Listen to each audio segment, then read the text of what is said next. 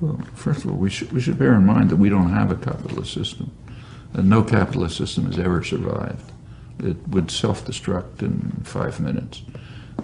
So what we have is a kind of state capitalist system, with the state playing a substantial role in American history, a very substantial role in economic development, in production, and research and development, a lot of other bailouts, lots of other devices to keep the private sector viable. So it's a kind of a state capitalist system, like others. They vary a little on how they do it.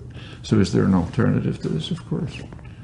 For example, the alternative that was taken for granted by 19th century workers before it was sort of beaten out of people's heads by massive propaganda.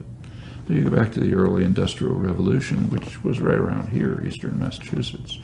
It was the period, probably the freest press ever in the United States.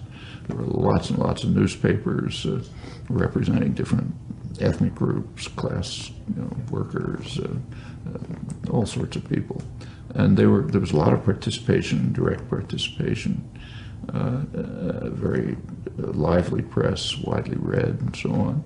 And if you look at the working class press, they were expressing the common view of working people, namely that those who work in the mills should own them and run them.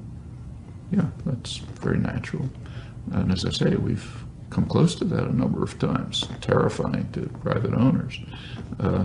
They also held that wage labor is basically no different from chattel slavery, except that it's temporary. And that was such a popular idea that it was a position of the Republican Party that Abraham Lincoln espoused it. And it makes sense. I mean, there's nothing holy about wage labor. You are renting yourself, which is not very different from being a slave, except that maybe it'll end sometime.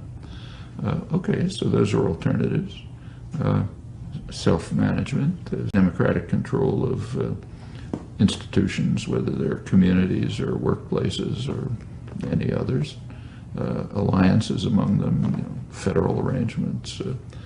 These are all perfectly feasible alternatives. There's no economic or political theory that tells us there's anything wrong with them. They conflict with the structure of existing power systems, and therefore the educational and cultural system tries to drive them out of your minds and make them seem insane or crazy or unthinkable. But there's nothing unthinkable about them, and you can move towards realizing them. In fact, even in the United States, where you get no major discussion of these things, there are probably thousands of self-managed enterprises, not huge ones, but lots of them, and they're growing. And they could, as I mentioned, they could reach the scale of, say, producing the green technology, high-speed rail, and so on, that the country badly needs. It's not a law of nature that we have to import solar technology from China, a poor developing country, or that we have to get high-speed rail facilities from Spain. Those aren't laws of nature. Those are political decisions, social, economic, and political decisions. They can be made differently. If they're made differently enough, we'll be moving towards a kind of an anarchist type society.